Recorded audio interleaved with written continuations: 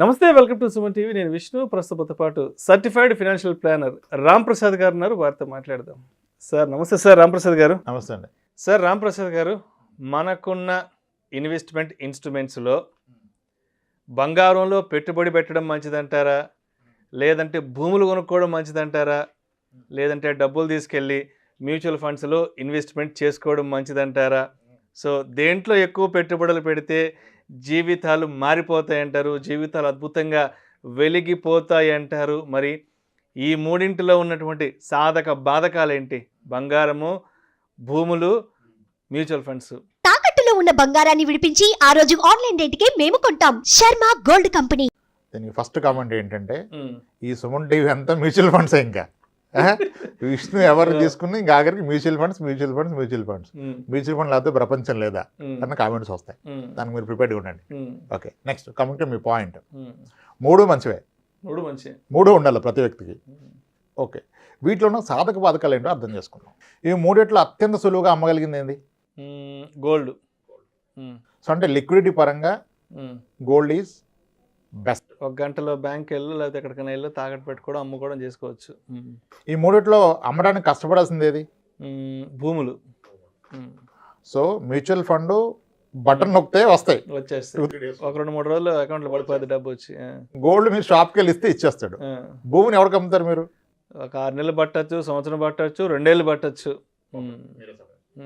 ఈ మూడిట్లో ఏది అమ్మాలంటే కొనే వ్యక్తి అవకాశం తీసుకుంటాడు. మీ అవసరాన్ని అవకాశంగా మలుచుకునే భూములు, ల్యాండ్ అమ్మాలన్నప్పుడు మన ఉన్న ఆ వీక్ సిచ్యువేషన్ అవతల వాళ్ళు క్యాష్ చేసుకుంటారు. ఇప్పుడు ఒక విషయం చెప్తాడు. ఒక వ్యక్తికి కేజీ బంగారం ఉంది, విచ్ ఈజ్ వర్త్ 160 lakhs, 60 లక్షల రూపాయలు విలువ చేసే బంగారం ఉంది. ఒక వ్యక్తికి మ్యూచువల్ ఫండ్లో 60 లక్షలు ఉంది, ఒక వ్యక్తికి 60 లక్షల ల్యాండ్ ఉంది. వీళ్ళు ముగ్గురు ఫాదర్లు ఐసీయూలో పడుకున్నారు. ఎవడు ప్రాణాలు కాపాడగలుగుతాడు? వాళ్ళ ఫాదర్ది. ఎవడు కోల్పోతాడు? బంగారం ఉండే అతను 1-2 గంటలు క్యాష్ తెచ్చుకోగలడు. మ్యూచువల్ ఫండ్స్లో పెట్టిన అతను ఒక 2-3 డేస్లో తెచ్చుకోగలడు. రియల్ ఎస్టేట్లో ఉన్న అతను తెచ్చుకోలేడు, 2-3 రోజుల్లో తెచ్చుకోలేడు. అసలు అయ్యే పని కాదు అది. ఈ ముగ్గురికి ఒక ఫ్రెండ్ ఆపదలో ఉన్నాడు, 5 లక్షలు కావాలి ఎమర్జెన్సీగా. ఎవరికి విసులుబడి అంటే partial withdrawal I'm talking about. ఎవరు తీసుకోగలుగుతారు 5 లక్షలు పట్టుమని వాళ్ళ ఆస్తి నుంచి? మ్యూచువల్ ఫండ్ అతను. బంగారం తీసుకోవచ్చు కదా, 5 లక్షల లోన్ పెట్టి తీసుకోవచ్చు. మ్యూచువల్ ఫండ్ కూడా ఈరోజు ఇన్స్టాంట్గా లోన్ వస్తాయి. 15 నిమిషాల్లో లోన్ ప్రాసెస్ అవుతుంది మ్యూచువల్ ఫండ్స్లో. ఓపెన్లో అవైలబుల్. నేను మ్యూచువల్ ఫండ్ నా సైట్లోకి వెళ్ళి ఆ పోలియో నెంబర్ కొట్టి ఆన్లైన్లో పెట్ చేస్తే 15 నిమిషాల్లో మీకు లోన్ వస్తుంది. అది కూడా హార్డ్లీ 9.5-10% పర్ ఇయర్లో, ఓడీ లోన్ లాగా 15 నిమిషాల్లో లోన్ వస్తుంది. గోల్డ్ అన్న ఒక గంట పడుతుంది వెళ్ళి తీసుకుంటే. మరి ల్యాండ్ మీద ఎప్పుడు వస్తుంది లోన్? 5 లక్షలు అమ్మగలుగుతాడు ఒక పార్ట్. గోల్డ్ అమ్మొచ్చుగా, 30 తులాలు 5 తులాలు 10 తులాలు అమ్ముకోవచ్చు. మ్యూచువల్ ఫండ్లో కొన్ని యూనిట్స్ అమ్ముకోవచ్చు, లేదా లోన్ తీసుకోవచ్చు. మరి ల్యాండ్లో 5 గజాలు 10 గజాలు అమ్మగలవా? అమ్మలేవు. దీనికి ఆన్సర్ దొరికింది, అమ్మలేము. పార్షియల్గా, పార్ట్లీ అమ్మలేము. ఓకే, ఇప్పుడు ఈ మూడు ఉన్నాయి ఒక వ్యక్తికి. బంగారం ఉంది, స్థలం ఉంది, మ్యూచువల్ ఫండ్స్ ఉన్నాయి. ఒకే వ్యక్తికి. వీడికి ఉద్యోగం పోయింది. కానీ వాడికున్న స్కిల్ సెట్కి వాడు కాంప్రమైజ్ కాకుండా ఎకరం పోయినా నికరంగా ఉన్నాడు అనుకోండి అన్నట్టుంటే మళ్ళీ ఆ ప్యాకేజ్ వస్తుంది 6-7 ఏళ్ళకి. జాబ్ పోయి రాకుండా ఉంటుంది, జరగదు అసలు, ఖచ్చితంగా వస్తుంది. మరి 8 ఏళ్ళు బ్రతకడానికి ఈ మూడిట్లో దేన్ని ఆసరాగా తీసుకోవచ్చు, దేన్ని వాడుకోవచ్చు? Mutual funds. గోల్డ్ అయినా వాడుకోవచ్చు. గోల్డ్, మ్యూచువల్ ఫండ్స్ అంటే ఈజీగా లిక్విడ్ చేసుకోవచ్చు కాబట్టి. ఈ ల్యాండ్ వాడుకోలేడు కదా, వాడుకోలేడు. మనం ఒక 4-5 సినారీలు పెట్టాం. అంటే దాని అర్థం స్థలం కొనొద్దని కాదు. 3 హోల్డ్ చేస్తే ప్రాబ్లం లేదు, ఓన్లీ స్థలమే పెట్టుకుంటే ప్రాబ్లం. ఇప్పుడు ఎమోషన్ ఎక్కువ సార్ స్థలం మీద. ఇప్పుడు ఒక వ్యక్తి స్థలం కొంటే కొన్నామంట కదా అంటే ఏం చెప్తా తెలుసా? అక్కడ ప్రపోజల్ రోడ్డు వస్తుంది, 60 feet రోడ్డు, దానికి ఆల్రెడీ డెవలప్మెంట్ వచ్చింది, వెంచర్ వచ్చేసింది, అందుకే ఇదంతా స్టోరీ. రియాలిటీ ఏంటి? నువ్వు పెట్టింది ఎంత, నీకు వచ్చేది ఎంత, అది మర్చిపోతున్నారు. ఆ పర్సంటేజ్ మర్చిపోయి మాడుతున్నారు. అరే వాడు కొన్నాడు డబుల్ అయిపోయిందంటే, వాడు ఎప్పుడు కొన్నాడు, ఎప్పుడు డబుల్ అయింది, వచ్చిన పర్సంటేజ్ ఎంత, అది వదిలేసి ఏమో స్టోరీ 60 feet రోడ్ వస్తుంది అంటే కొనొద్దు. అంట్లా 3 హోల్డ్ చేస్తే ఓకే. దేంట్లో ఉన్న రిస్క్ దాంట్లో చూడండి. ఇప్పుడు అందరు మళ్ళీ నెక్స్ట్ పాయింట్ ఏంటి సార్? మార్కెట్ క్రాష్ అయితే మ్యూచువల్ ఫండ్ పడిపోద్ది కదా. First question yes. Market crash అయినప్పుడు ఎస్ మ్యూచువల్ ఫండ్ పడుతుంది. Worst crash happened in 2008 sub prime issue టైంలో ఇండియన్ స్టాక్ మార్కెట్ ఆల్మోస్ట్ 60% పడిపోయింది, 59%. ఒక మంచి మ్యూచువల్ ఫండ్లో ఉంటే ఆడది కూడా 40% పడిపోయింది. ఓకే, ఇప్పుడు కమింగ్ టు పాయింట్. ₹1,00,00,000 పెట్టాడు మ్యూచువల్ ఫండ్లో మార్కెట్ పీక్లో 2007లో. 2009 మార్చికి చూపించేసింది. ₹1,00,00,000 కాస్త 60 లక్షలు అయింది. 60 అవ్వదు, ఎందుకంటే ఫస్ట్ ఒక 1 year ర్యాలీ వచ్చి మళ్ళీ పడితే మేబీ 70 లక్షలు అవుతుంది. 70 లక్షలు అయింది. ఓకే, కానీ ఆ 70 ఆయనకు ఆ రోజు అందుబాటులో ఉంది.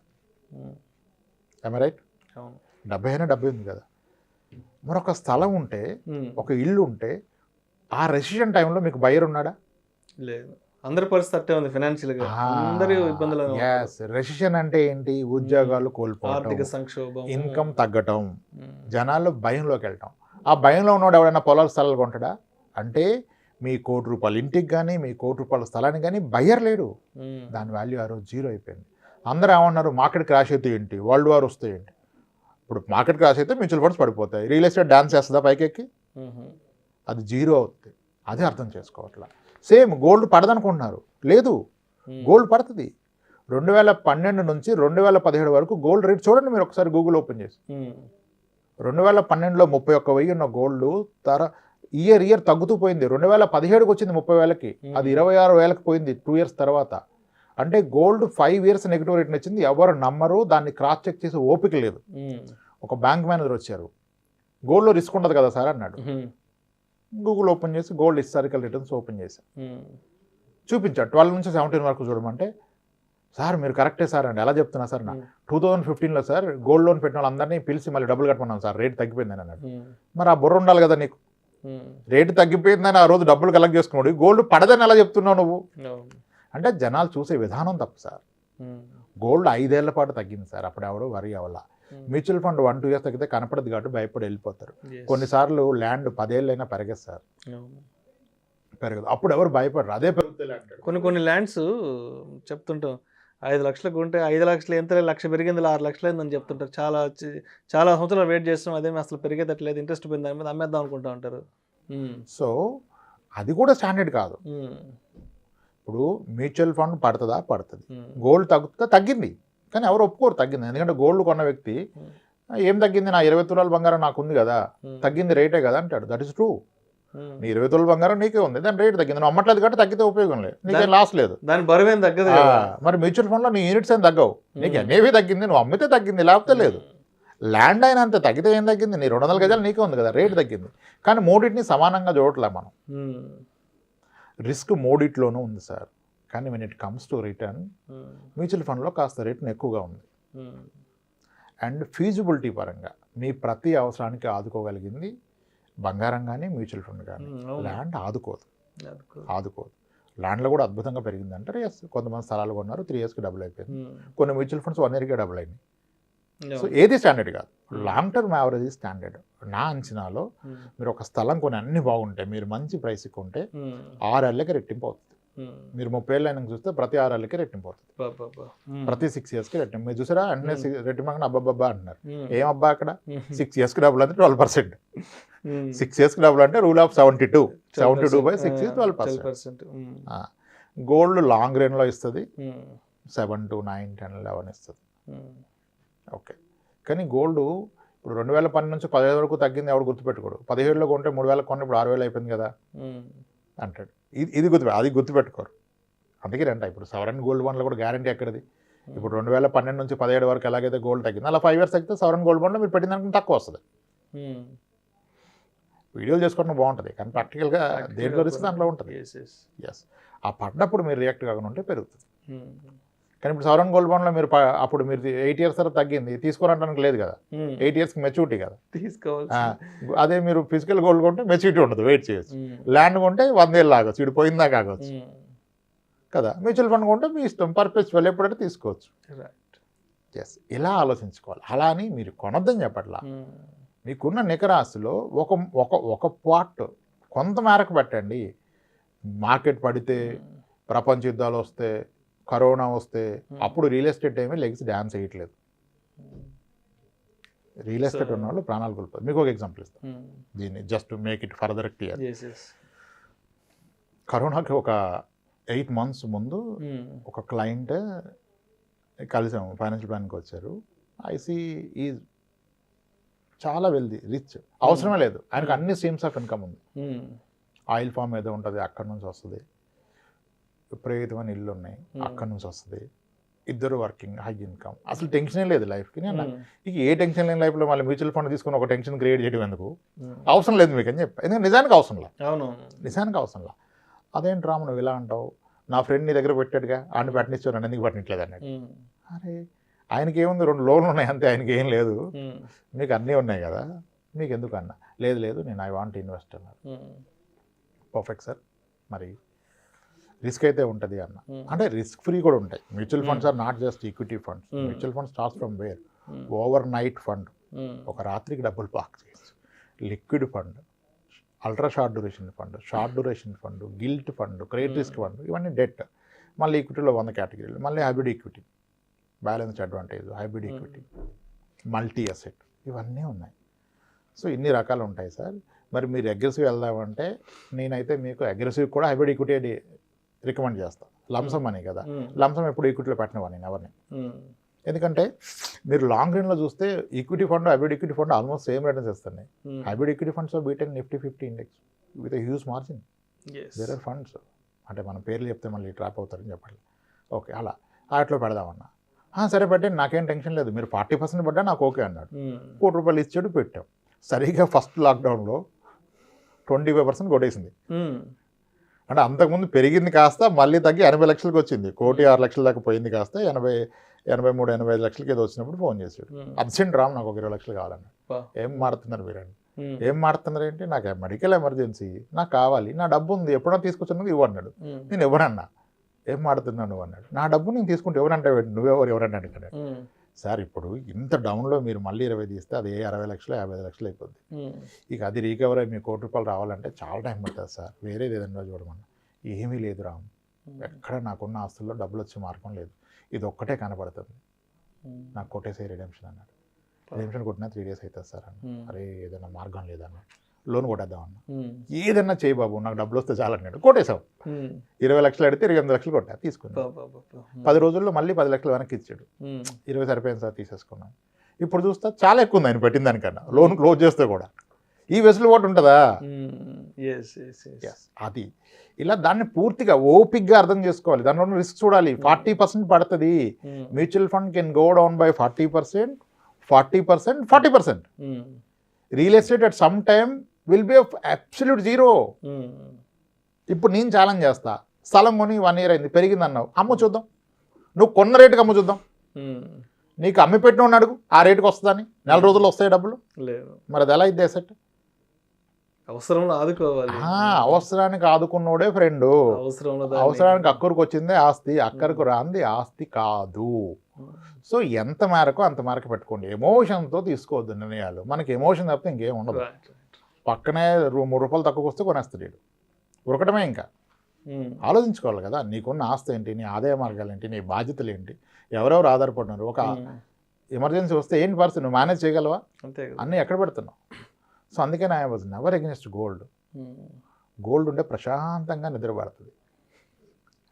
గోల్డ్ ఎంత ఉంటే అంత ప్రశాంతమైన నిద్రపడుతుంది. ఇంట్లో ఒక రెస్పెక్ట్ ఉంటుంది. గోల్డ్ కొనండి, ఆడు వైఫ్ని ప్రేమిస్తున్నట్టే. ఎంతో కొంత కొనండి అని చెప్పి. మీకు ఏం తెలుసు గోల్డ్ అంటే? Gold is just not an investment, it is an emergency. So మొత్తానికి ఇన్వెస్ట్మెంట్స్ చేయాలి, బట్ మనం చేస్తున్న అన్నిట్లో చేయాలి, బట్ దానికి ఒక ఇంత శాతం అని చేయాలి. మన పోర్ట్ఫోలియో ఎంతని పెట్టుకోవాలి, అది కూడా ఆపదలో మనల్ని కాపాడగలిగేలా ఉండాలి. అవసరానికి అక్కడికి రాను, 1 గంటలోనో 2 గంటల్లోనో 1 రోజులోనో 2 రోజుల్లోనో దాన్ని లిక్విడ్గా మార్చుకోగల అవకాశం ఉండగలగాలి. అండ్ నీ ఎమర్జెన్సీని అవతలోడు అవకాశంగా తీసుకోవద్దు. ఇప్పుడు నా కూతురు పెళ్ళి ఉందంటే బంగారం సంగరెట్టుకోమని ఆవిడ అడగడం. బాబు ఈరోజు మార్కెట్లో ఎంత ఉంది, నీది ప్యూరిటీ ఎంత ఉంది, ఇంత తీసుకో. నాకు అర్జెంట్ రా బాబు కావాలంటే మ్యూచువల్ ఫండ్ వాడు నీకు అవసరం కదా తగ్గించడు. అక్కడ ఎన్ఏవే కనపడుతుంది, కొట్టుకో వచ్చేస్తాయి. కానీ మిగిలిన దానికి రాదే. ల్యాండ్ ఎట్ట కాదు, దాట్స్ వేర్ ఇట్ ఈస్. గొప్పగా పెరిగిన ల్యాండ్స్ ఉంటాయి.